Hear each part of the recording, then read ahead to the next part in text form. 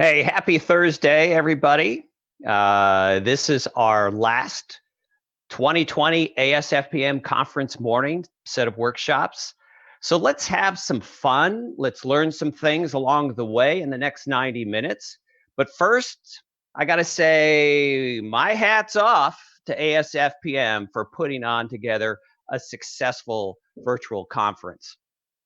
With not much time on their side, this has been a great experience. Though, like most of you, I do miss the interaction and, of course, the free drink tickets. So, this morning, we have three more great workshops. We're going to learn about the importance of behavioral science, outreach support, and visual communications. And with that, I also want to thank our today's sponsor, Guidehouse. They've been a tremendous sponsor throughout the years here of ASFPM. And speaking of Guidehouse, first up we have Adam Lucas from Guidehouse and Will Leach, who teaches over at SMU. Go Mustangs. Yeah, my wife's a grad, so she made me say that. They'll be talking to us about how behavioral science can drive resilience and then give us some great takeaways. So let's go ahead and listen in.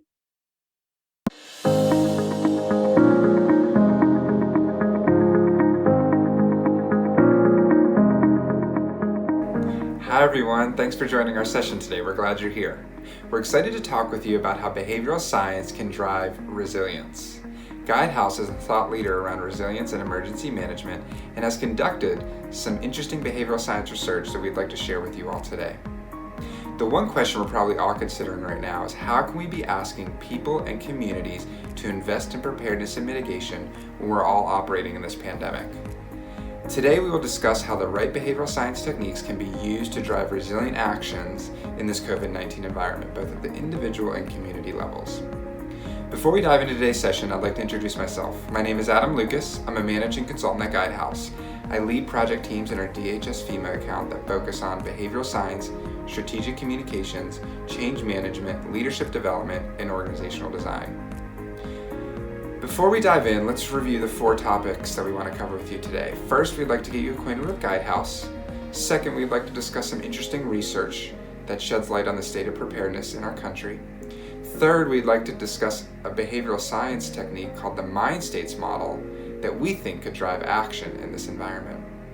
And lastly, we'll discuss some of those actions that you all could take for consideration to use in this COVID-19 environment to help spruce up your messaging to drive action. You ready? Let's dive in. First, I'd like to share with you more about Guidehouse. We're a global consulting firm of 7,000 professionals solving the most difficult problems in building trust across society in both the commercial and public sectors. We specialize in strategy, transformation, financial management, risk consulting, and technology. Guidehouse has a history of partnering with FEMA to drive resilience. Since 2005, we've supported all FEMA components and offices and regions on over 290 distinct projects and have over 120 professionals cleared to support FEMA. Our history includes supporting disaster recovery efforts at the national, state, and local levels, including key recovery projects such as the Joplin tornado in 2011, Superstorm Sandy in 2012, Hurricane Harvey in 2017.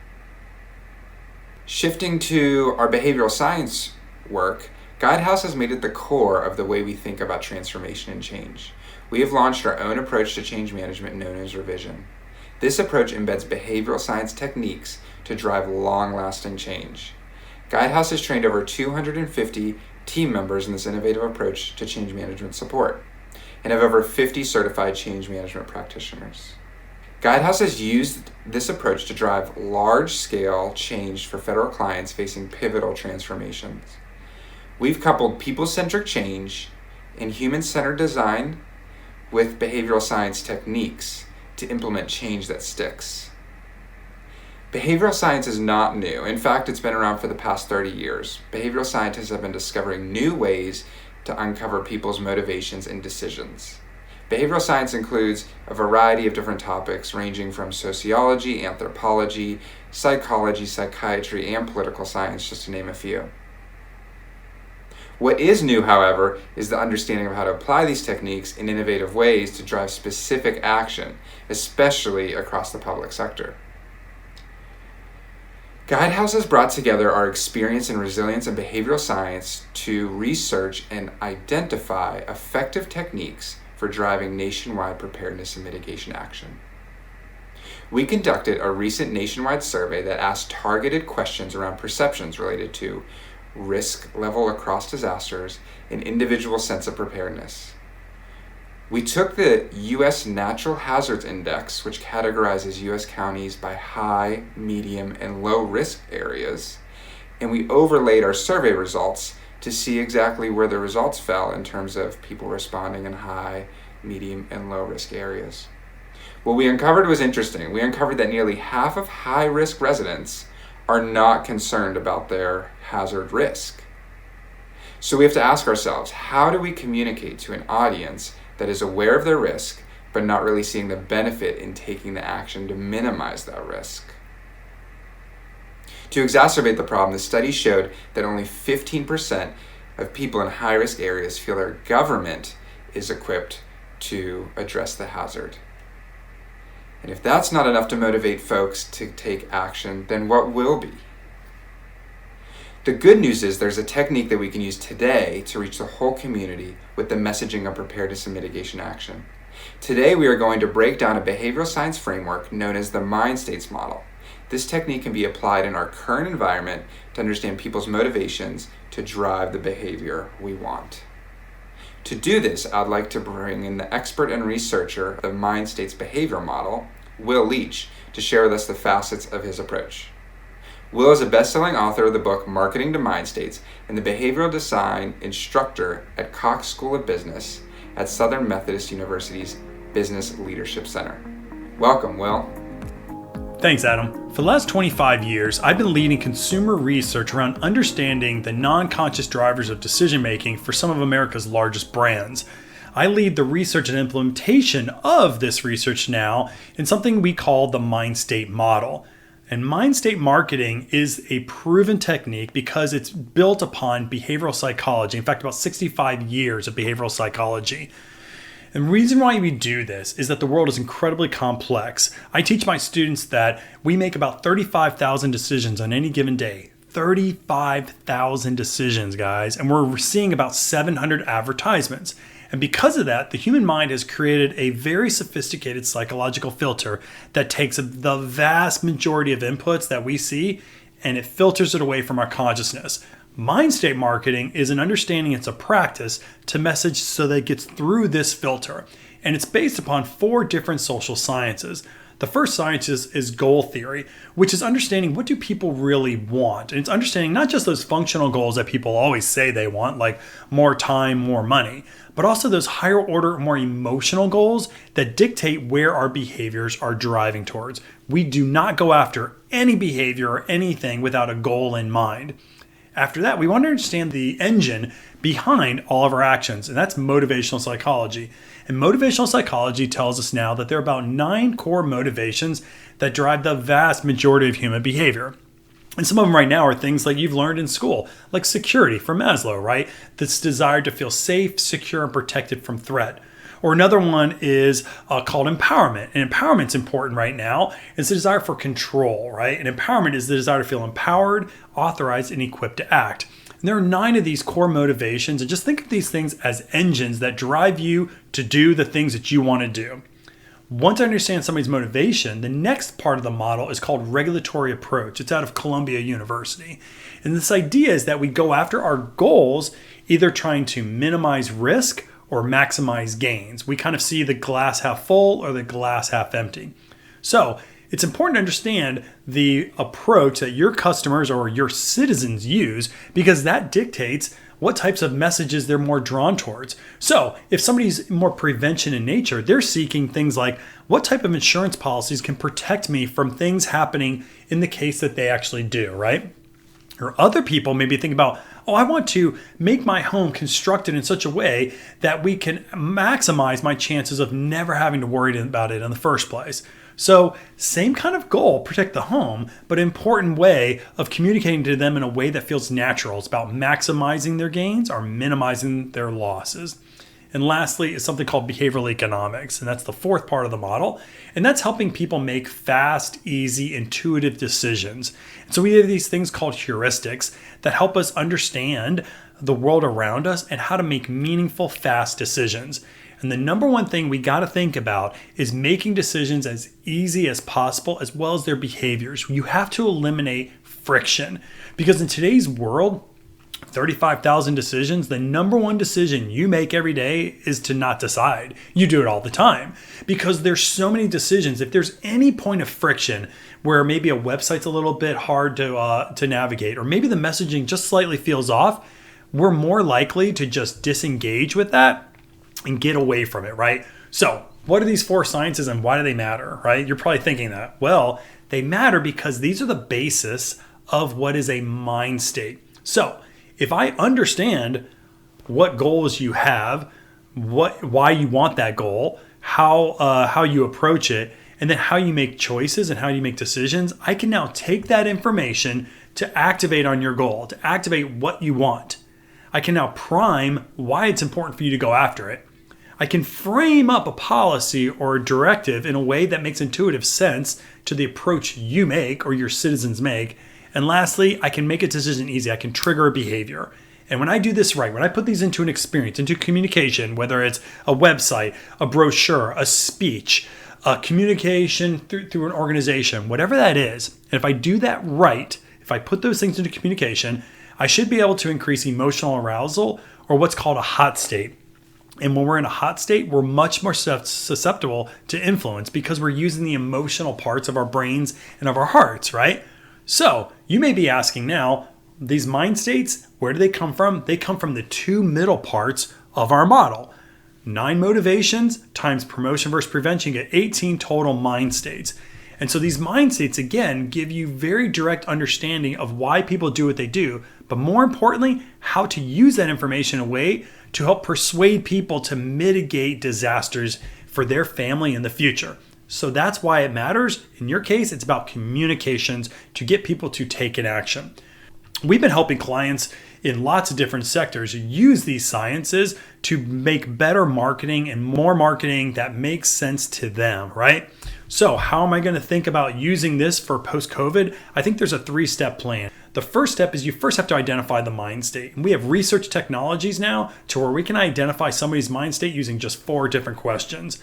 With that, the second thing is develop a communications plan on the mind state. The good news for you is that every mind state has a very specific communications plan. We call these marketing blueprints that you can actually not only just build a strategy, but actual tactics like the words to use, the types of visuals to use.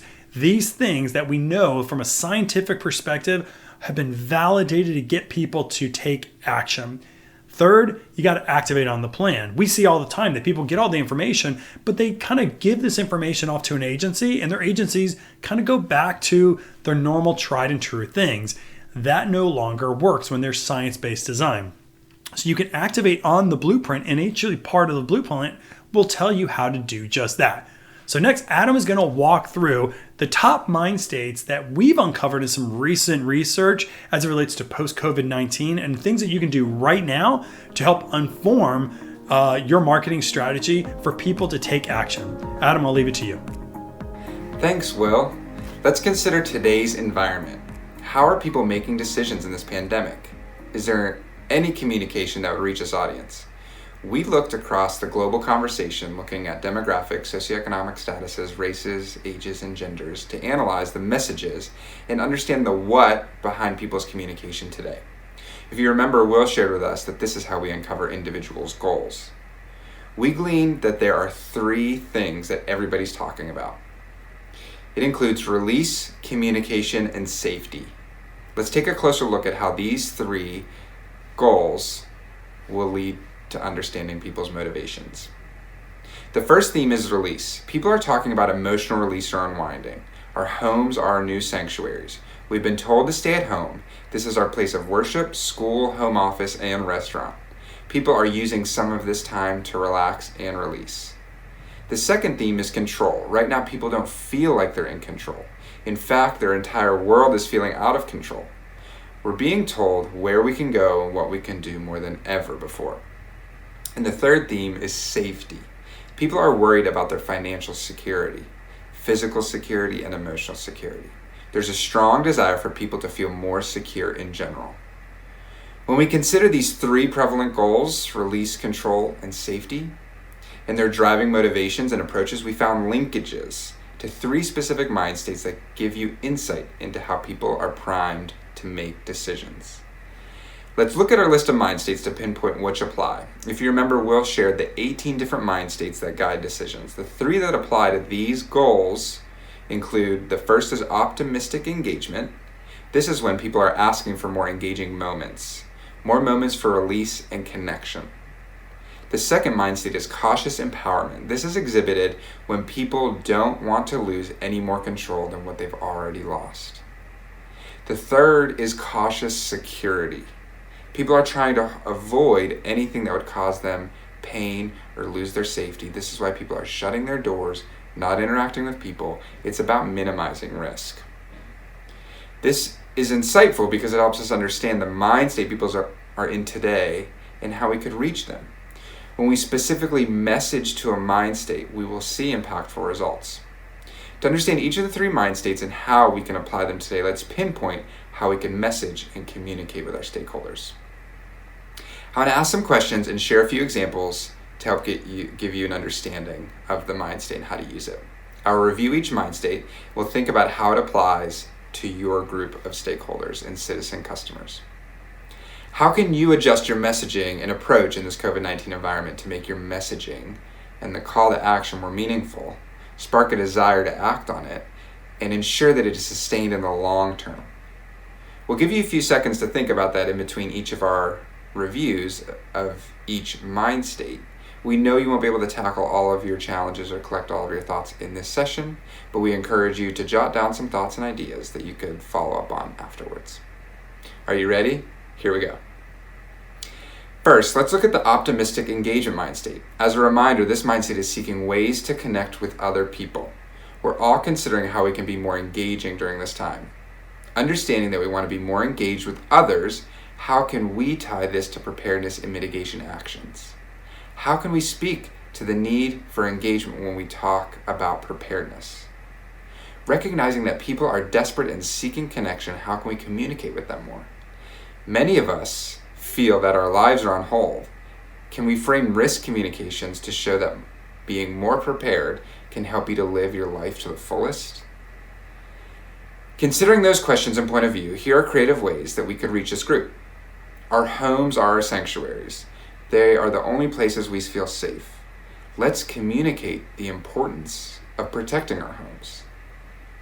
We spent Mother's Day and now potentially Father's Day without our loved ones around us. Let's help people visualize the future celebrations and parties that can be held in this sacred space, only if they take action today to protect from future hazards.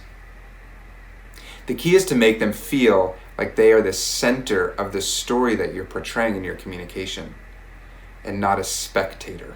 You need to speak to them where they're at.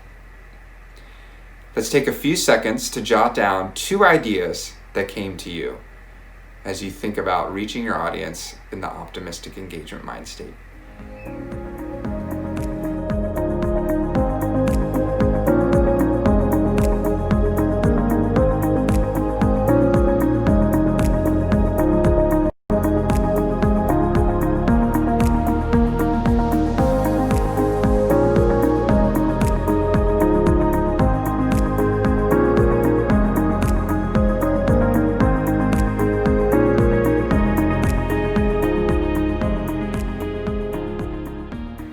Okay, now let's dive into the cautious empowerment mind state. You'll remember the cautious empowerment mind state is around people not wanting to lose any more control of their environments. So, off the bat, how can we create messaging that helps people feel in control of their future? People are subjected to an overwhelming amount of information. The first thing that comes to mind for me, and it might resonate with you, is the overwhelming amount of decisions just in choosing a TV or movie on demand. We become fatigued with the amount of options before us. Science shows that people feel empowered when they only have a few options before them. Understanding this, how can you embed fewer choices into your communications. When we want to feel in control, we don't want any surprises with our experience. How can our messaging be clear and transparent to help people feel comfortable with the process? When wanting to feel in control, people are paying attention to your tone. Do you feel that they can trust you from your language and word choice? These are important elements to consider when crafting your message to make sure it resonates with this group. Okay, let's discuss how to apply the cautious empowerment mind state. Here are a few creative ways that you can use to reach out to this group. First, let's limit the amount of preparedness and mitigation actions to the top 3 we're asking individuals to take. Let's provide boundaries but not restrictions for people so they still feel in control in making the decision. And understand the preparedness or mitigation journey you're asking of people and eliminate any friction throughout the process. Make it as easy as possible. Use language around freedom, pride, values, and strength that demonstrate the power that they have if they take this particular action. Remember, people are feeling skeptical right now, and it's important to address this audience thoughtfully. Let's take a few seconds to jot down your ideas for how you could maybe reach the group that's in the cautious empowerment mind state.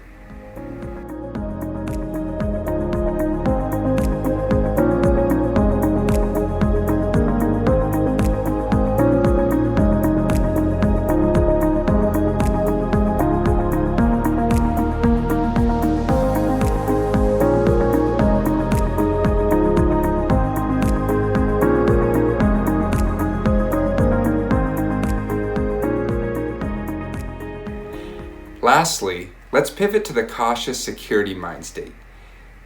The cautious security mind state focuses on people making decisions that reduce their risk. This mind state is right for today's environment and for the message and call to action for disaster preparedness and mitigation. Some of these questions and concepts may seem obvious, but they should not be assumed or overlooked in today's heightened emotional state.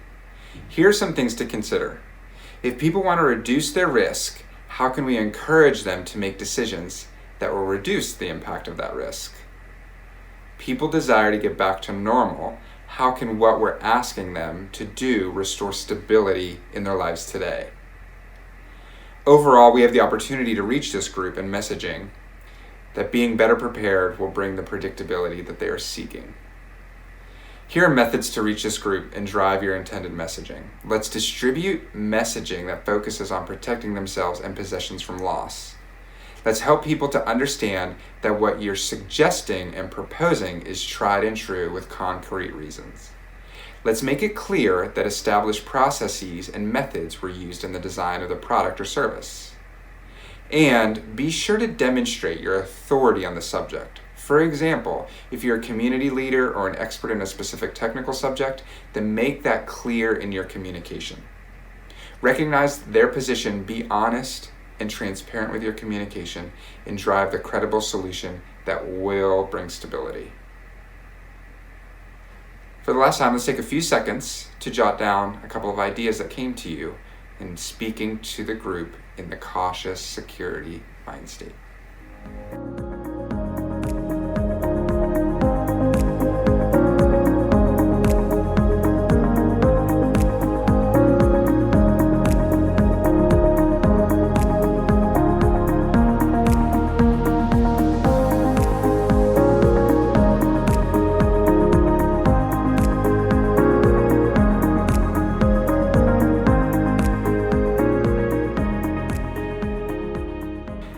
Mind states is an industry-changing approach to behavioral science because of its effectiveness in driving results.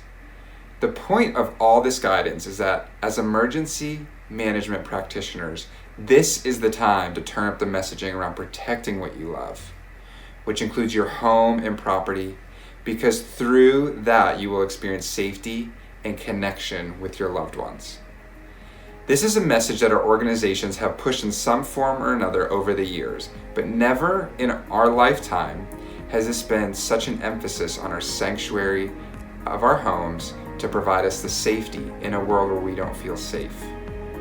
Using the mind states approach, we have the opportunity to speak to individuals when they're experiencing heightened emotions, and we'll be able to encourage them toward action.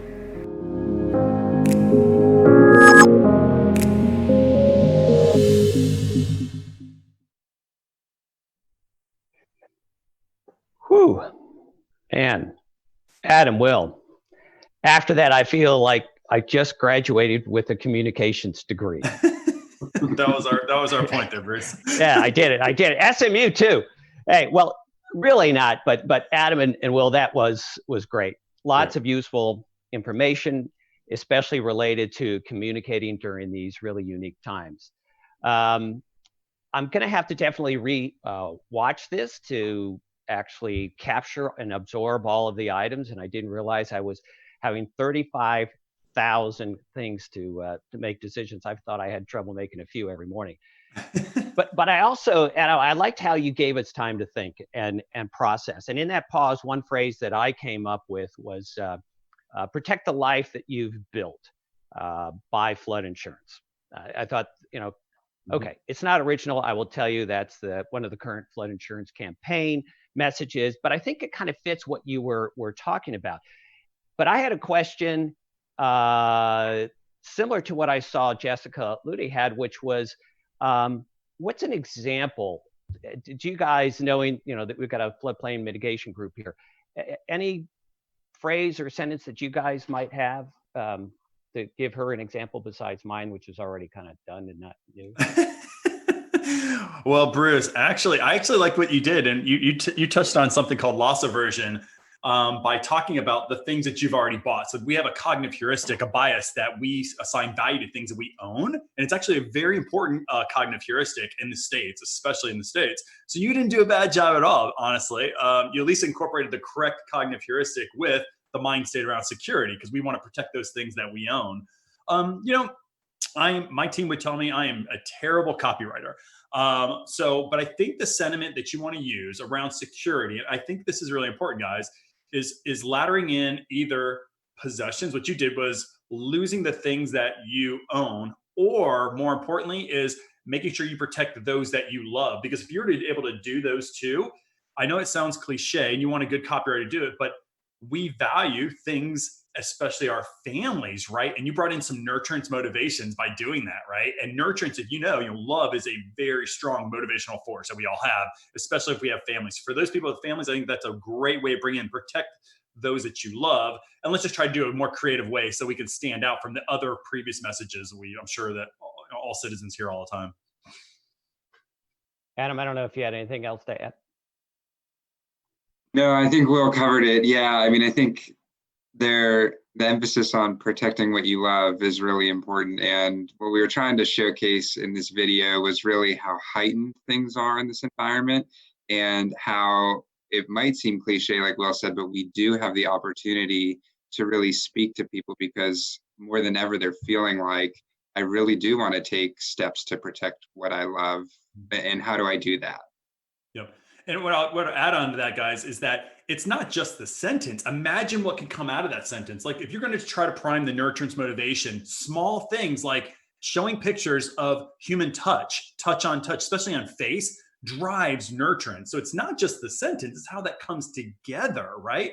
Showing close-up personal pictures of faces, that drives nurturance as well. Having two people face each other, looking closely, especially into each other's eyes, that drives nurturance. So what mind state marketing allows you to do is not just get to the sentence, but the actual creative elements that will increase that emotional arousal that we talked about.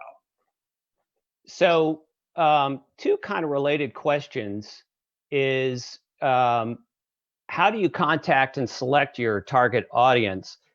And the one that came right after, it's very similar, is how do you deal with communities that span multiple cultures, different socioeconomic statuses?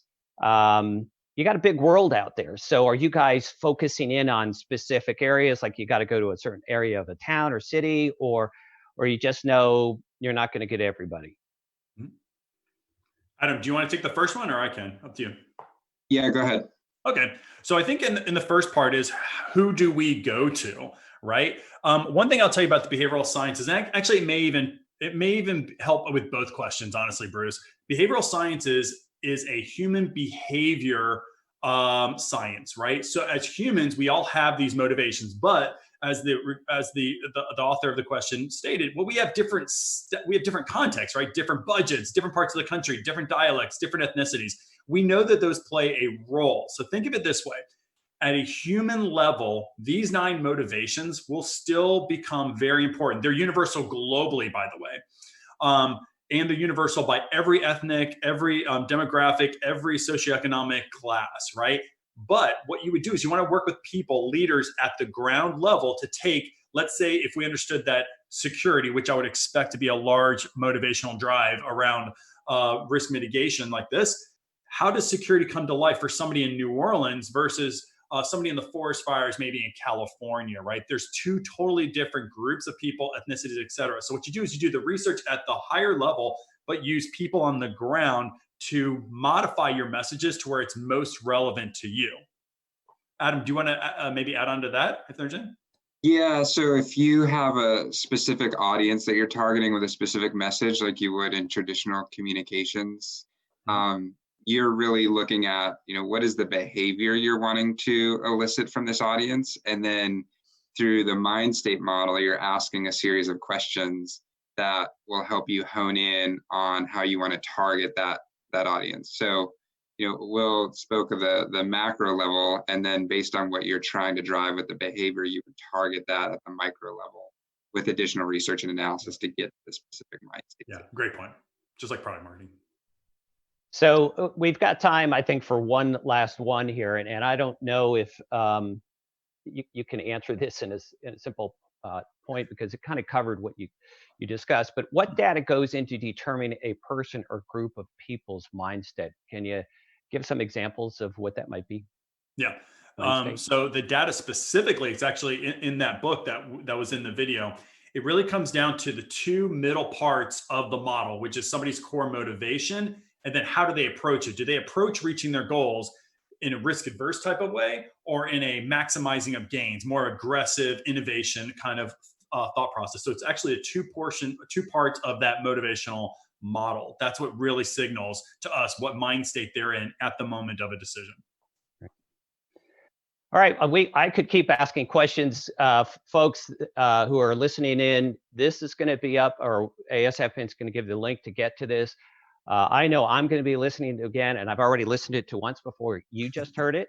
So I'll be hearing it a 3rd time. Lots of great information. Thank you, too, for sharing this. And again, thank you, Guidehouse, for being a great sponsor. Greatly appreciate it.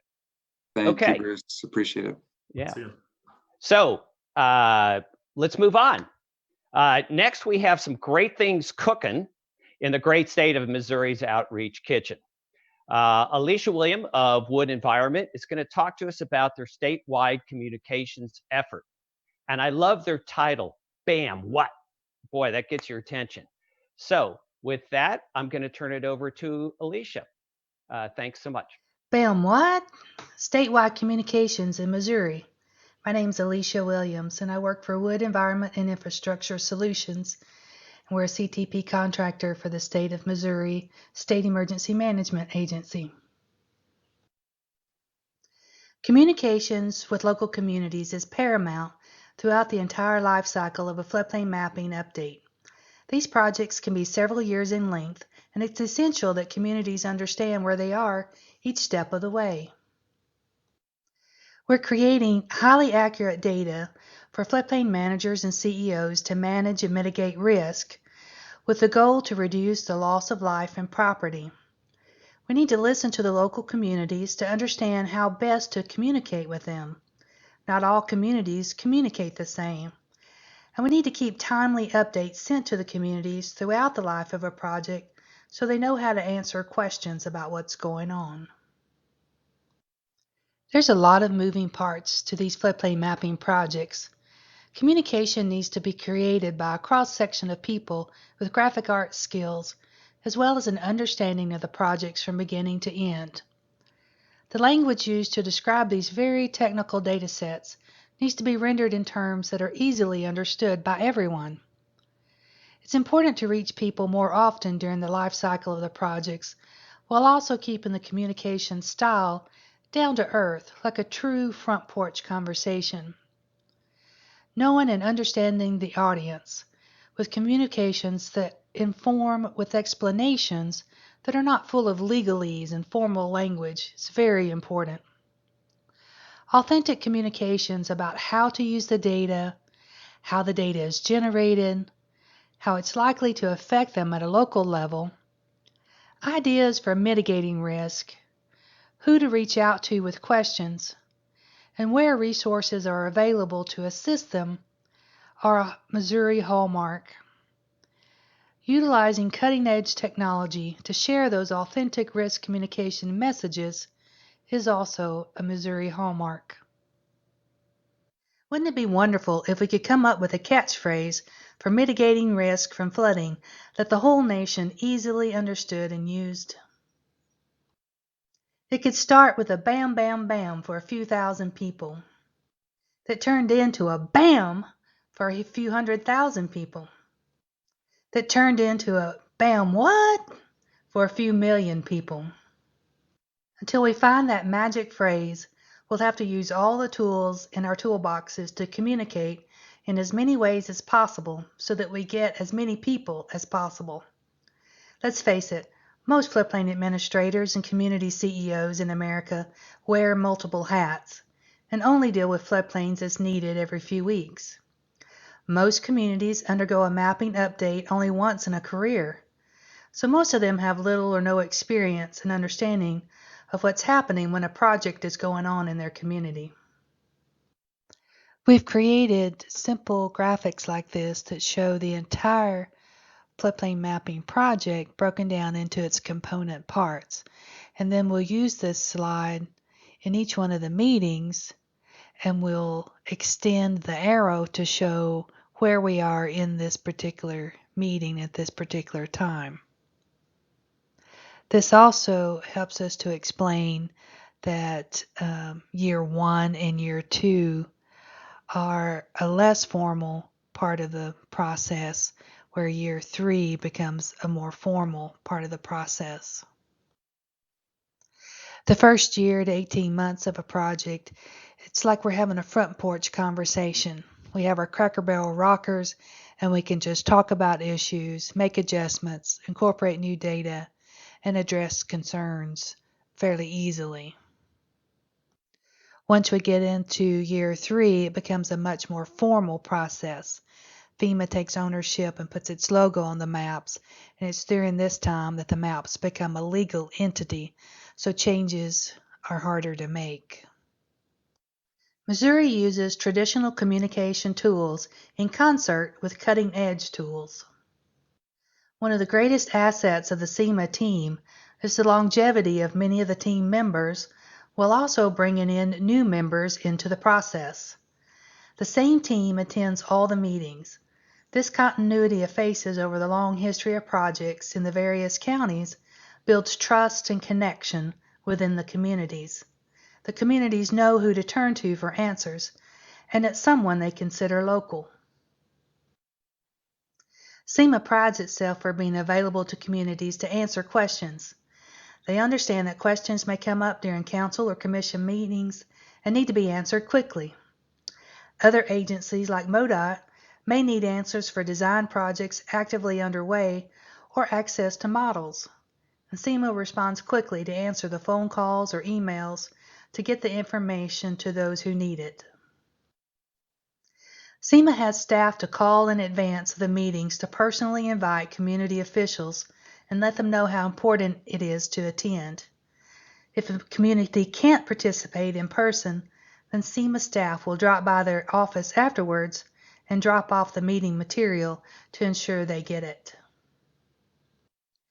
Each quarter, SEMA sends out a newsletter to the floodplain administrators, community CEOs, and other identified stakeholders with articles about the state floodplain mapping program.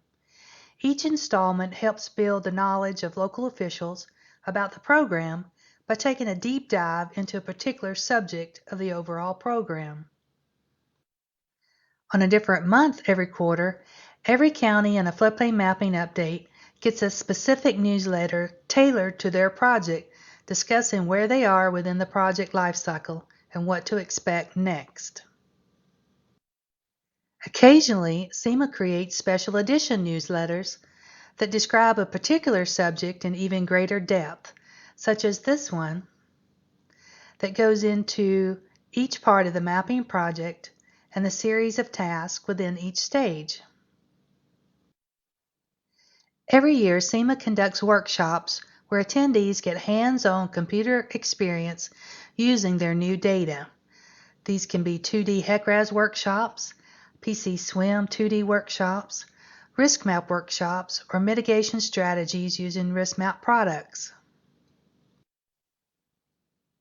Meeting PowerPoints explain the science behind what's going on for the mapping updates.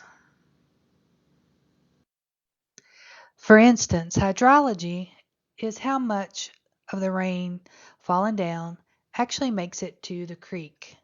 Is it captured by the soil in a nice pastured grassland and half of it soaked up? Or is it hitting the Walmart parking lot and speeding like Dale Jr. in turn 3 on the last lap at Talladega to get to the creek? Have you ever watched it rain when it started sprinkling fairly light? Then it started raining a little harder and a little harder, a lot of thunder and lightning. Then it soaks up and gets back to just sprinkling again. That's what models are actually simulating in 2D hydrology. In 2D modeling, the LiDAR-based topography has the roadway and bridges that have been hydro-enforced, which means that the water can easily flow from one side to the other. But in many of the smaller areas, like the culverts, they have not been hydro-enforced. And so we would take a virtual backhoe and in the GIS world, dig out the dirt so that the water can flow through it like it would in the real world. In 2D modeling, a mesh is created by the engineers that lay across the entire project area. Each single mesh cell can be 3 up to 8 sided. Imagine that you are water standing in the center of a single mesh cell and you can flow out any side of the cell. Then you meet up with the water in the cell next door and soon you're on your way to the creek. The models are simulating how the water is flowing and accumulating as it heads to the channel. Localized public service announcements are created for each project and available to communities to use and are sent to the local media outlets. SEMA also embraces the new communication tools that are available that may be non-traditional tools. They use cloud-based solutions that dovetail with the personal touch solutions. The team creating communications is a daily part of the team creating the data so that they can create meaningful, substantive information, such as the website communication tool shown here. If you go to the URL at the bottom of the page, it will direct you to an outreach site which shows a status map that indicates the stage of each county in the process. And this map is updated monthly or as milestones are reached. This is a publicly available map and is active throughout the life of the projects and is used in multiple communications. On the outreach website, if you click on the chain link in the header, that will bring up county folders in a Google Docs publicly available folder, which has subfolders for every county. Within every county, each meeting has its own folder, and inside those folders, we keep the PowerPoints, agendas, sign-in sheets, and any other printed material that was available or given out during that meeting.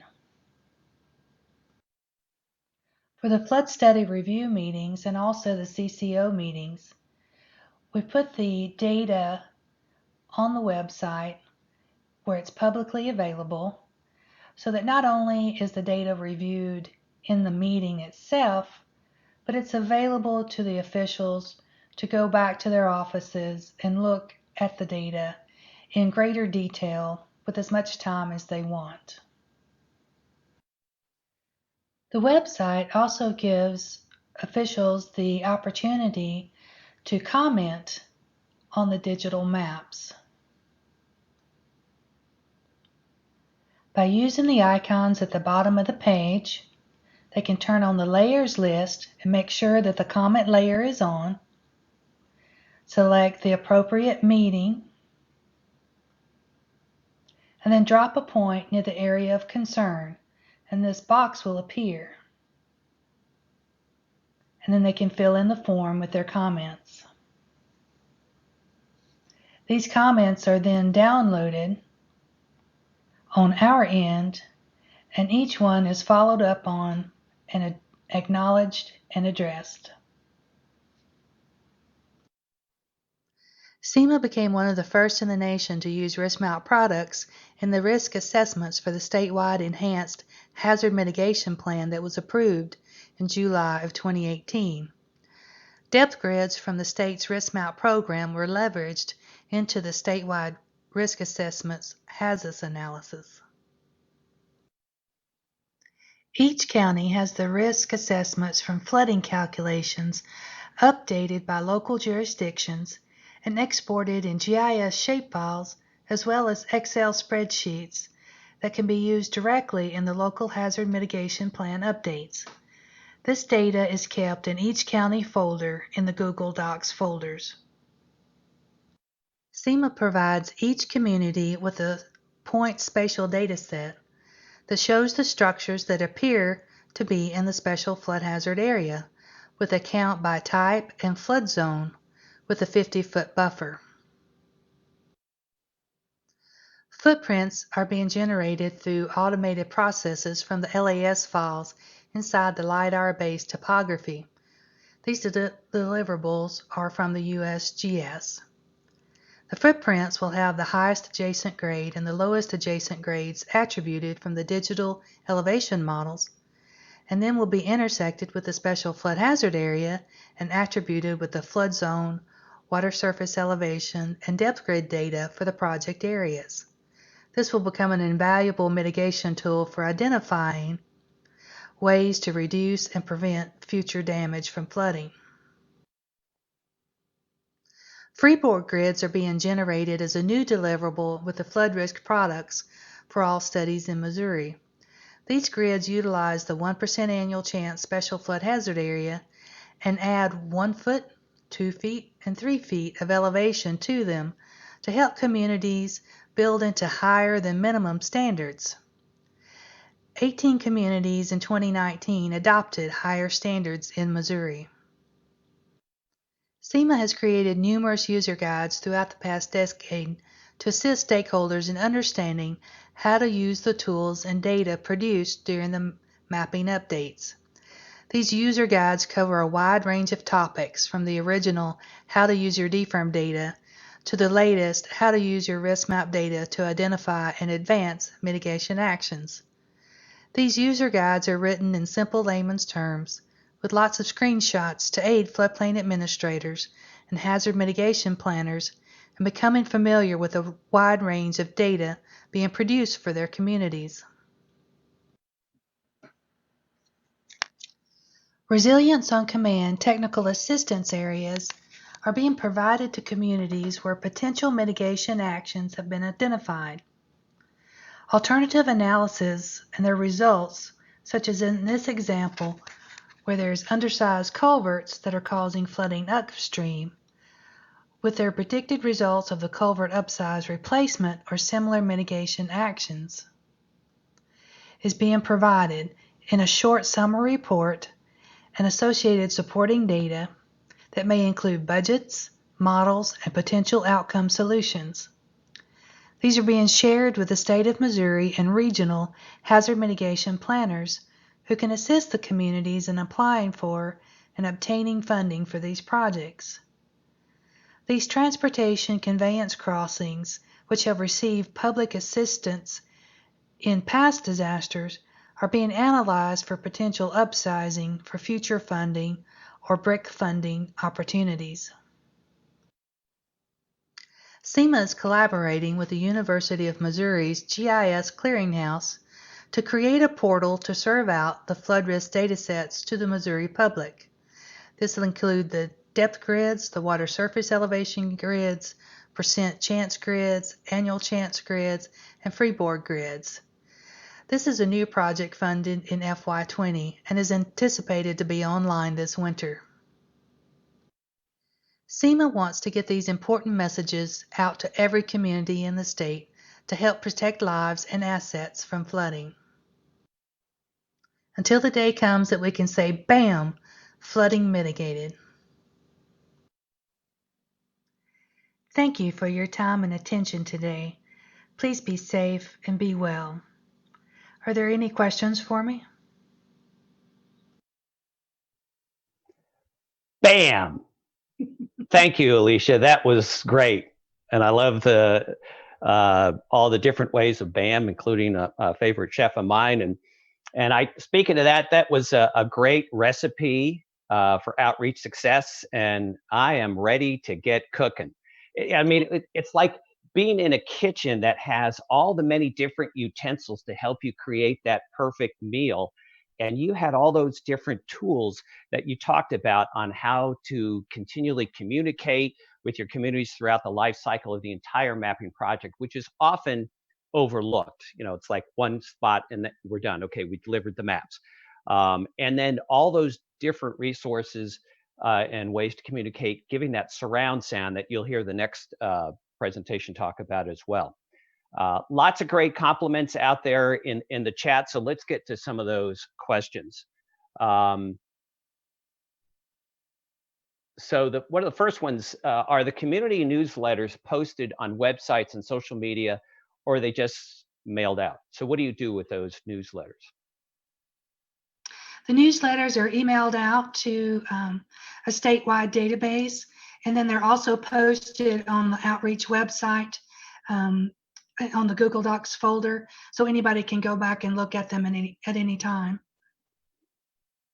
Awesome. And they are sent out. I think you had 2 different sets. Did I see that? One for 2 projects? Sets, There's one. Go ahead. There's one that's a county specific or project specific that goes out quarterly, and then there's one that goes out that's more statewide programmatic oriented. So continuing to get that message there. As I mentioned, several comments and compliments about how you, not only the tools you have are made keeping it simple, but also the explanations. And I'm sure many of us, including myself, will be using those tools and simple explanation. I mean, such a complicated topic, some of these in terms. So very well on that. Is there a specific tool or platform you use to create these outreach tools, or the outreach tool, the web outreach tool, that is? We're using actually all Microsoft, the suite. So the newsletters are done inside of Publisher, but everything else is done through Word documents, spreadsheets, and Excel. So Microsoft. So I know the great state of Missouri has, or Missouri, I guess, depending where you're from or not, you have large communities and you have some rural. So do you find in some of the larger ones you're working with that they have a communications officer or PIO and others not? And if so, are they accepting of this material? What have you found so far? So far, everyone's been very accepting of the materials. Of course, the larger communities, they will have teams and they will have specified people that's their job to for communications. But in the rural areas, you're going to have people that wear 10 or 12 hats maybe.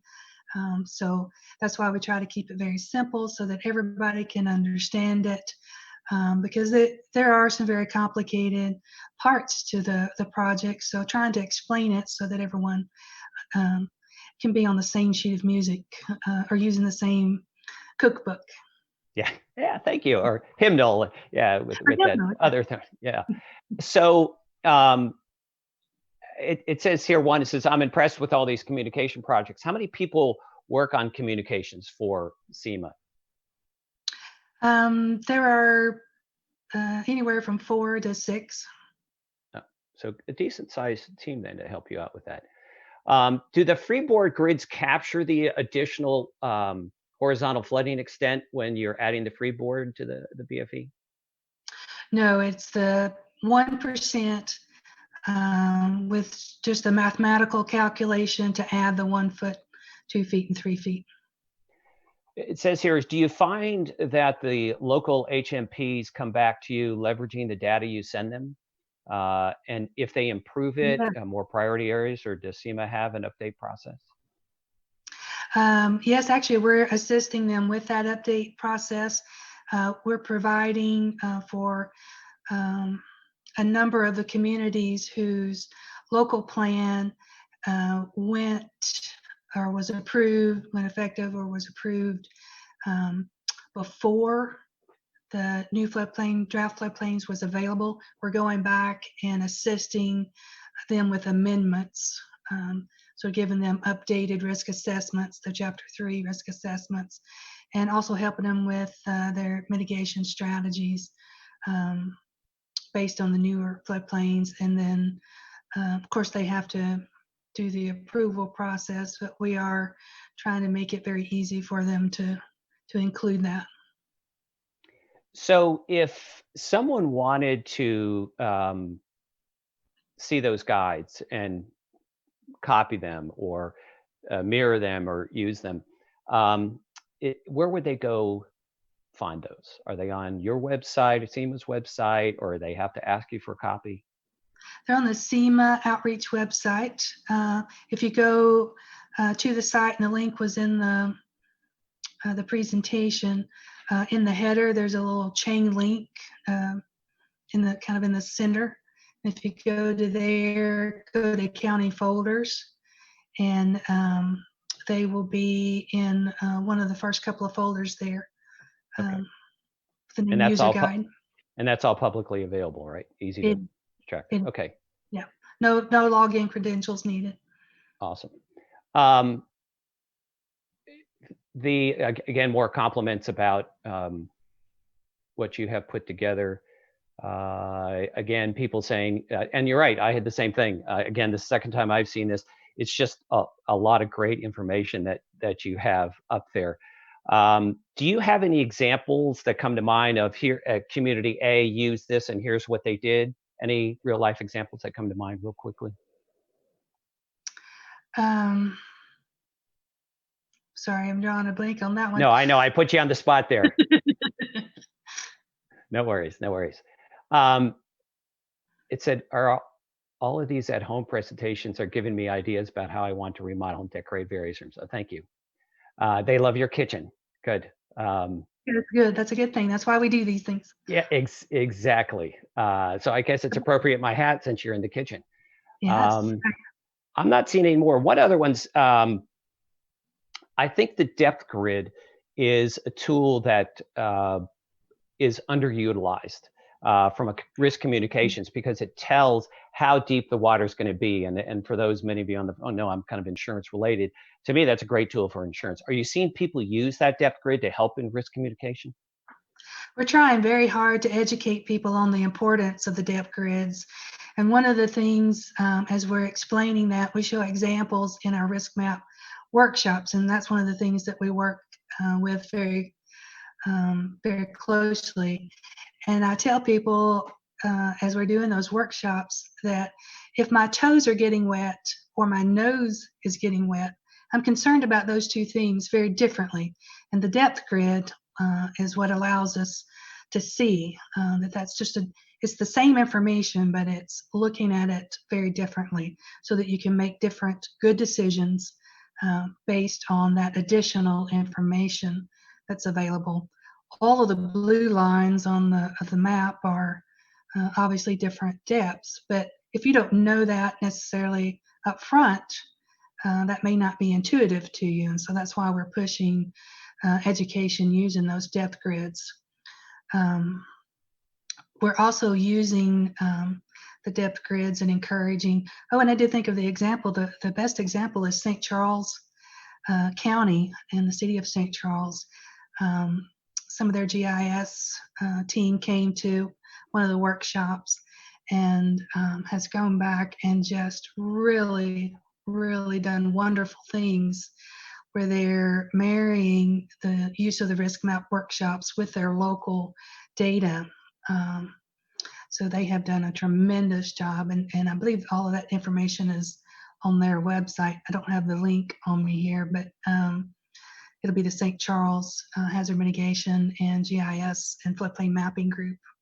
Great. Love the example. And again, I love how you simply, the nose and the toes, those stuff give great visualizations, but very simple to understand, like several of your other examples. So thank you, Alicia, for letting us into your kitchen, as well as this great presentation.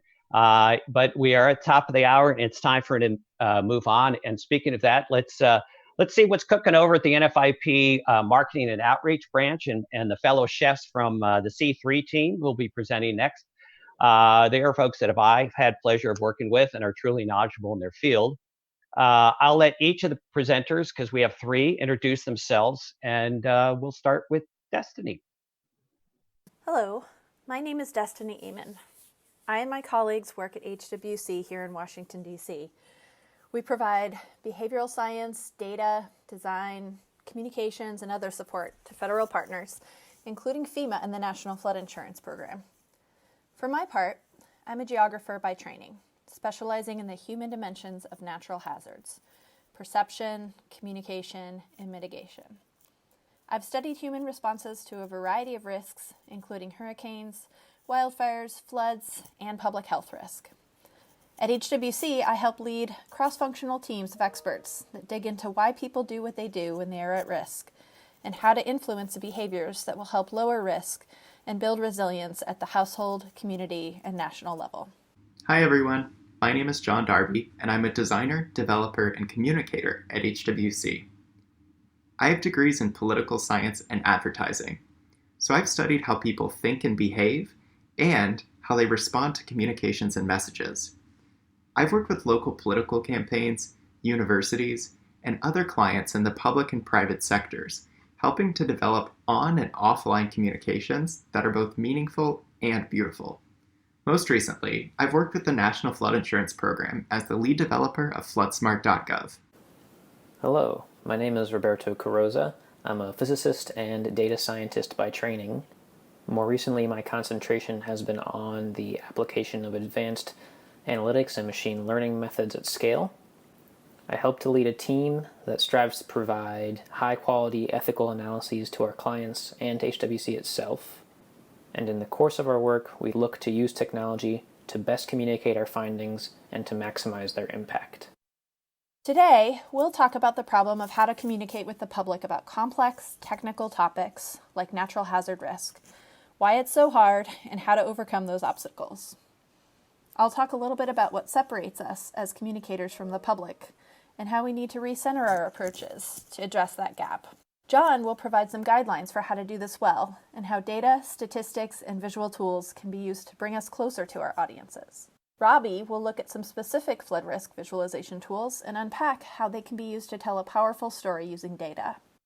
As someone who studies risk and behavioral science, I'm especially interested in how people make decisions, how they find themselves compelled to act. As a communications person, I'm also interested in how information is shared and how that information can compel people to act. By now, many of us are familiar with a lot of the great science that has come out over the past 30 years about the communications divide between experts and lay people. We've learned about how the way that people make decisions is different.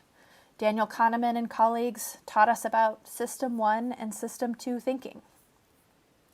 System 2 is a deliberate, pros and cons weighing, structured, slow decision-making process. System 1 relies on what's called heuristics, mental shortcuts, and intuition that help to guide most of our decisions. We've learned about how the way people look at data is different. Most of us by now have heard about the gambler's fallacy, which makes people think that they're less at risk after a big event. Or perhaps optimism bias, which is the tendency for people to underestimate their personal risk relative to that of others. There are lots of other biases that influence how people perceive data specifically that can make our outreach efforts less successful than they ought to be. We've also learned that the way that people understand risk is different. Experts are trained to think about technical problems and decisions and make decisions a certain way, using System 2 or slow decision-making processes. while the public doesn't have that experience, so makes decisions more based on heuristics, System 1 processes. But it's important to remember that System 2 is not in and of itself a better system. It's just a different system. We actually need both systems to function in the world. If we applied System 2 thinking to everything, we would be unable to function, frozen in front of our closet, weighing the pros and cons of every shirt we could possibly wear. We'd never make it to work because we'd be reevaluating every possible route. System 1 enables us to move through the world seamlessly, making decisions as we go, based on values, habit, and gut feeling, reserving only the most important decisions for the deliberative System 2 process. When we apply this to the issue of risk communication, things get even more complicated. Perhaps some of you will identify with the idea of head versus heart, demonstrated here, but we all know that it's not that simple.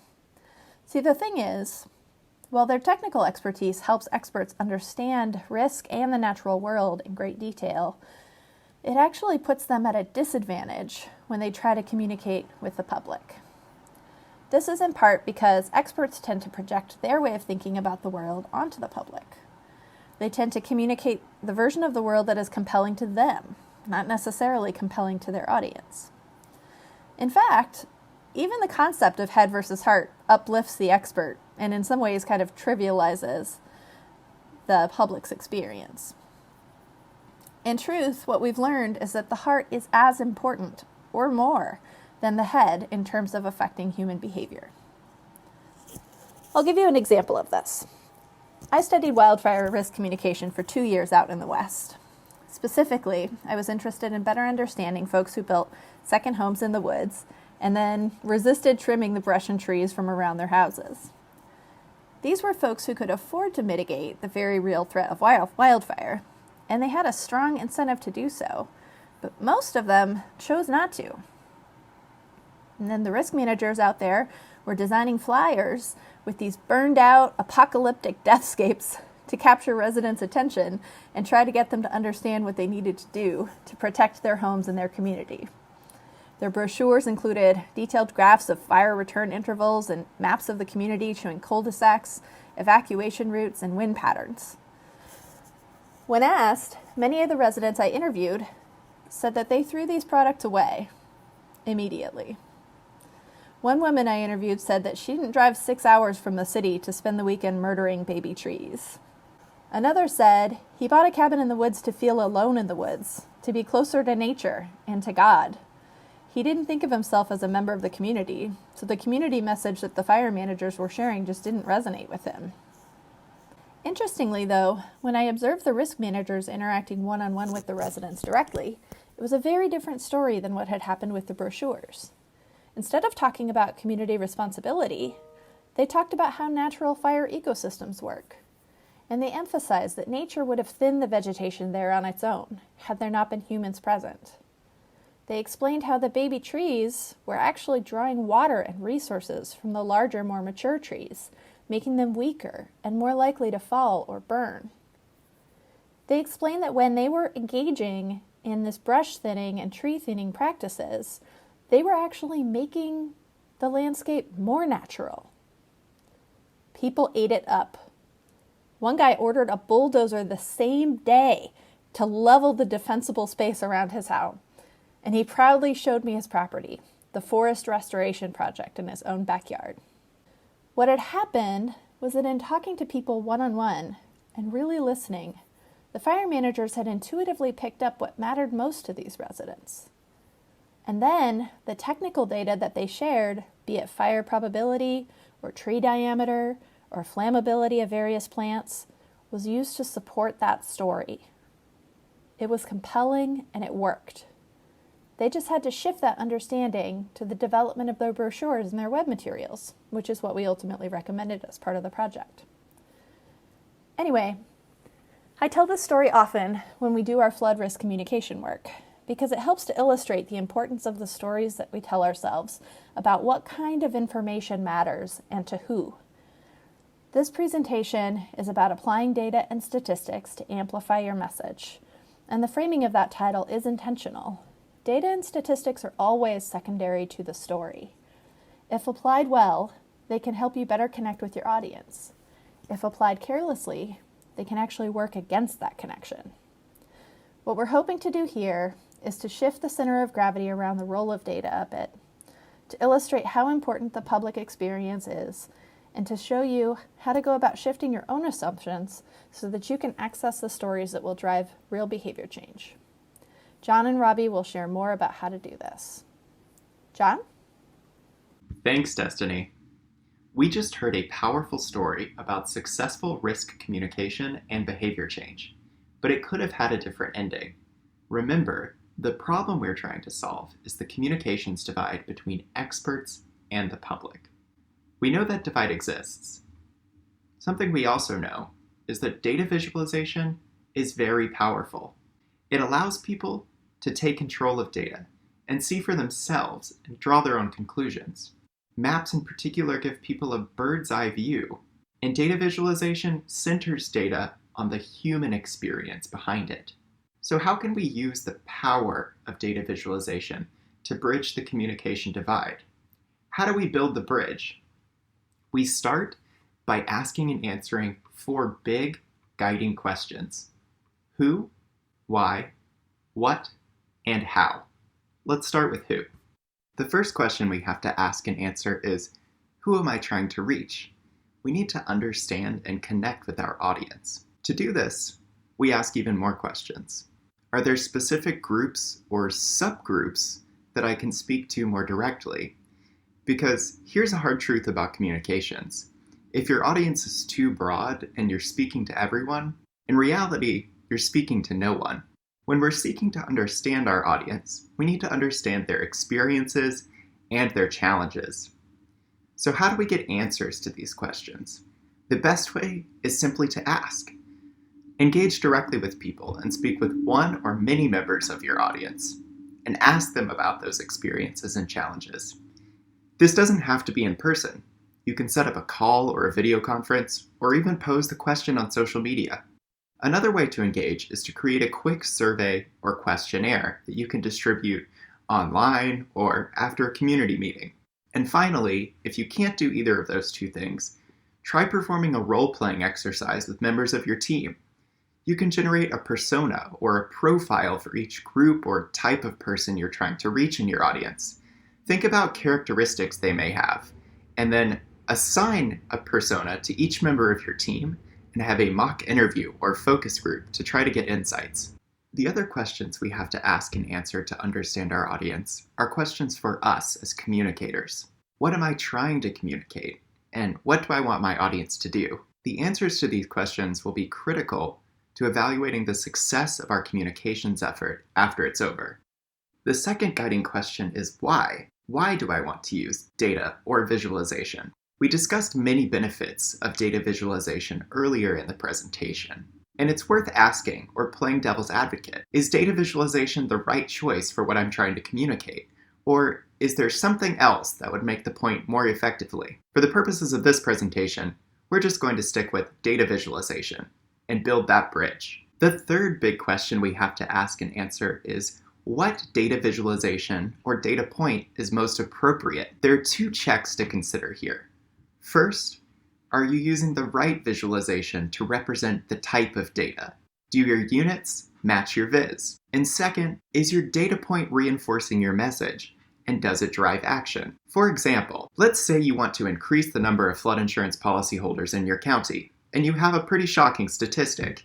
85% of county residents do not have flood insurance. This statistic is certainly eye-catching, but if you lead with it, it could backfire. If I received this statistic as a resident of your county, I might look at it and say, well, wow, lots of people don't have flood insurance, and other people are smart. If they don't have it, why should I? The final question we need to ask and answer is how? How can I maximize the effectiveness of my data visualization? There are 4 quick things to consider here. First, make it clean. Second, make it prominent. Third, make it relevant. And fourth, make it accessible. Let's start with make it clean. Clear the clutter from your visualization. Remember that great design is achieved not when there is nothing left to add, but when there's nothing left to take away. Second, make your graphic or visualization prominent. Put it above the fold where it's hard to miss. Consider that it may be a hook to draw people into the rest of your content. And even if it doesn't, and even if it's all they see, make it stick with them so they take away part of your message. Third, make it relevant. Contextualize your data. Try to translate your units or your data into commonly understood terms that don't require specialized expertise. For example, if we were talking about power generation, we wouldn't want to talk about kilowatt hours. We would want to talk about how much energy it would take to power a light bulb or a refrigerator, something that I, as a person who's not an expert in power, can understand. And finally, make it accessible. When we make our designs more accessible, they become better for everyone. When you think about it, we're each in a temporary state of varied ability. What we want to do is design for our future selves, a future self that might have weaker eyes or weaker ears. So, use high contrast colors and elements. Make the text large and readable, and bold it when necessary. Don't use red and green right next to each other. And when thinking about and using color, don't apply color as the only signifier of difference. Use shading or patterns in addition to color, so people with color vision deficiencies have extra cues to understand what's happening. So we've just covered the 4 big building blocks for constructing our bridge to bridge the communications divide. Now Robbie is going to talk us through an example of how to apply these in our everyday work. Robbie? Thanks, John. So now that we have the understanding of how our audience thinks and makes decisions and how to best use our data, we can put it all together. The easiest way to see the principles covered so far in action will be through a couple of examples. For the purposes of this presentation, we're going to use more complex data visualization tools as our examples because they allow us to easily see many of our bridge building blocks in one place. Even so, all of what we've covered thus far is applicable to simpler visualizations and statistics use cases. We'll start with an example of a good visualization in need of some improvement. We'll then move on to an example of a great viz, and finally explore some practical resources and thoughts for you to take away and apply to your own work. So first, our good example, our good bridge. Here you see a screen capture from an interactive flood tool intended to help inform users about the level of flood risk for a selected location. I'll quickly go over 3 strengths and 3 areas for improvement. So let's begin with what's good about it. First of all, this tool is very thorough. It is interactive and provides a host of functionalities, from measuring distances on the map to viewing in external mapping platforms to sharing with colleagues and the public. There is a huge amount of data, plenty to be explored, which ties very well into the idea introduced earlier about empowering users and the value of the user feeling in control of their experience. The second thing this viz does very well is it has a useful and functional level of detail. It allows you to pan and zoom on the map to access contextually relevant information, even down to the individual building structure. This helps to really emphasize why the data being presented are important to the viewer. The third thing it does very well is that it begins to specialize by user, offering slightly different functionalities based on the user roles selected at the top left. This is a great first step towards answering the question of who that John introduced. So we've covered what was good about this. What would make it great? In the spirit of the presentation title, one of my biggest gripes with this is that it doesn't use the data to amplify anything. It doesn't try to answer a core question or set of questions explicitly, and instead favors a data dump approach. What this translates to is if you're a user who's just plopped into the tool, no amount of time fiddling around with it will really reveal why it was made. You will have access to a great amount of information and can try to derive insights from it, but nonetheless, you'll never get a clear sense of the purpose underlying the tool's creation. The second thing that could use some improvement is the design. While functional, it's a bit busy and not particularly inviting to the user. It doesn't provide an orienting point that gives a clear sense of how you're supposed to move through the data and where you're supposed to go with it. The third thing is that the data available isn't logically ordered. As a layperson, it would often be unclear what pieces of information could be used for and what they mean. Now that we've seen this example, we can move on to an example of a great visualization. To go back to our analogy, we can ask, what does a great bridge look like? A great bridge leads to specific answers. The example pictured here is from NOAA, and it's primarily a sea level rise simulator. And it works really well for a few reasons. The first reason is that it has a very clear and intuitive purpose. It answers a set of core questions, and a user that enters this tool would immediately be aware that the 6 tabs on the left are what it's all about. Another thing it does very well is that it minimizes data noise. And by this, I don't mean statistical noise that you'll encounter with any data set. I mean, it does a very good job at preventing leakage between the questions being answered. Put simply, if you're looking at the sea level rise projection, that's all you're getting. There's no tidbits from other questions sneaking into your viewport and confusing the viewer as to what they're looking at. The last thing it does very well is that it minimizes visual noise. It offers an interface that's intuitive, and it takes any advanced or ancillary functionality and neatly groups it in a non-intrusive way in the top right corner. It's still there available to you as a user, but it doesn't interrupt your viewing experience in any way. As I mentioned earlier, while we use more complex examples to demonstrate the concepts that John and Destiny introduced, they are equally applicable to simpler viz and statistics use cases. I think that if you take one concept away from this presentation, it should be the idea from famed industrial designer and design academic Dieter Rams. And it's this: less but better. This is a great guiding principle for all things data visualization and statistics. And it looks a little different depending on how it's used. In the case of maps, less but better means remaining hyper-focused on your audience and the purpose of your map. For charts, it means stripping away all non-essential items, whether that's superfluous data or visual elements. And for statistics, it means very carefully selecting the stats you're using so that they don't feed into the cognitive biases of your audience. Now that you have these principles in hand, there are many wonderful resources you can use to apply them for your own work. They generally come in 2 flavors, commercial and open source. Commercial options like Tableau, Power BI, or ArcGIS can provide a highly polished, easy experience. They can avoid the need for custom coding, and they can provide advanced functionalities around data storytelling that will really help strengthen your message into a data narrative. There are also plenty of great open source options available at no cost. These usually have a steeper learning curve and can include some or a lot of coding, but they offered unparalleled flexibility and can pretty much always replicate anything available in the commercial space with some effort. With that, we'd like to thank ASFPM for hosting us, and we'd like to thank you for your attention. We look forward to answering any questions you may have. Thanks, Roberto. Love the concept. Focus on the need of the user, understanding who your audience is. And we've heard that from others. And the importance of creating message for that user. Because some users can be quite unique. You got them from, the bankers to the bubbas that you have to deal with communicating with.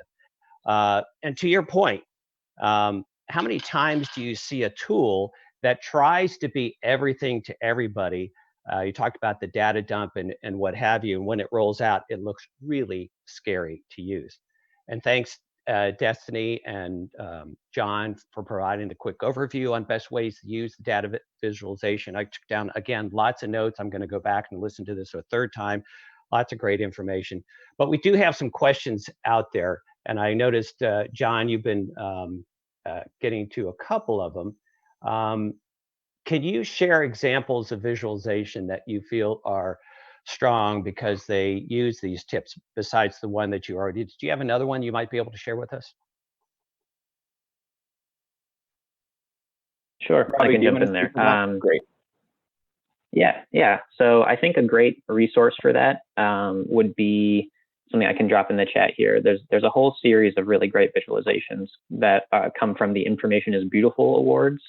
And basically it's all about how people present complex data sets in really enticing ways that are visually interesting, but also accomplish very specific tasks. It's a great resource for if you want to just go through and figure out how can I best present my own data then it's a great thing to just peruse basically and just see all the various ways that you can really, really get creative, but still be very targeted and reach your audience.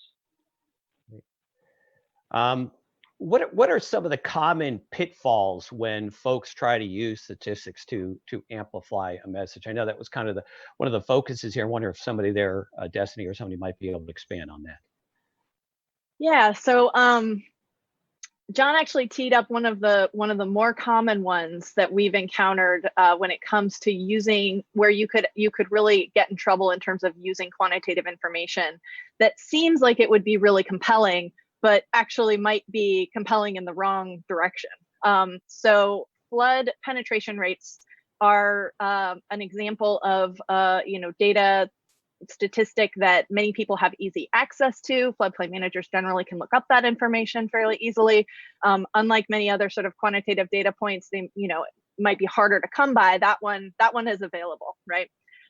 It also plays into, for most communities, the numbers are relatively low, depending on how you sort of draw the borders around your community. So there is a sort of story within a story there, which is that people should purchase flood insurance because people aren't protected in the community, as evidenced by this statistic, this low statistic. And that is a great example of a story that is very compelling to probably the floodplain manager, because we're all very mission-driven folks in this field, and we want people to be protected, and it's urgent. It ups the urgency feeling for us. It might be compelling to the media because it sort of speaks to a larger vulnerability. But to your audience, when you have a low number, and it can be, depending on what you're trying to communicate, it can be even just like under 50%, you may actually be accidentally communicating to people that they don't need to purchase flood insurance, because if they did, then more people would have it. People are very socially driven. We are very, just at our core, we calibrate with the people around us. We've seen that a lot with the COVID response, right? In the absence of clear, information, people are looking to their friends, their local institutions, their schools and stuff to figure out what to do.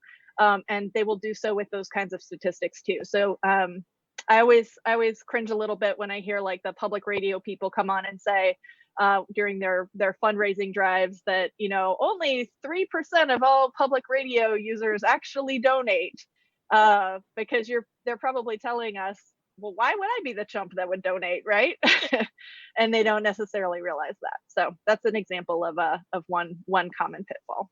So a follow-up to that question was, then how might you rephrase that 85% number to make it more positive?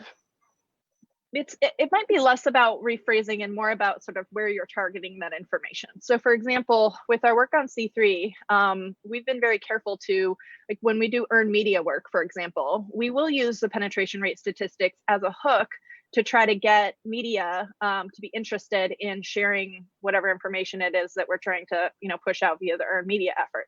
But we never put it in the talking points for folks to actually use when they reach out to their audience. So some of it is just about avoiding placing that information with the folks where it could have some trouble, but then using it when you're trying to hook the media, for example. The other thing is, if you do have a situation where you it's more about finding the right message that is amplified by that statistic. So if you have access to numbers that are high, like say for instance, in a given community, if you shrink down to a smaller geography and you're trying to get more people to incorporate a particular mitigation measure that has been really popular and a lot of other people have done it, then you can use that information to say, hey, 75% of the people in this community have instituted X. And that could very well be compelling to the other 25% that haven't. To take action. So an interesting question, and a very important one is, so as you probably see streaming in the questions and comments, and people listening, we've got a lot of risk communicators listening to this and the other three, and many are commenting like, I've got to go back and listen to this again. And this is another one, 3 for 3, as somebody said. But how do us risk communicators help the engineering professionals who also are attending this conference see the importance of using these type of approaches. How do you get into that? And any thoughts? How do you cross over? How about I'll tee it up, and then Okay. maybe John or Robbie can make it more specific to the engineering space. One quick thing, and hopefully this message came through, is that a lot of this has to do with, as communicators, how we take kind of a critical eye toward what information we have and what it like who it's really for, and whose story it's telling. And what often happens is, you know, we take this head and heart thing, and we're like, you know, we as you know, technical professionals, we have the truth, and we just have to communicate the truth to the public in such a way that they will have the truth, and then they will do the thing that we want them to do.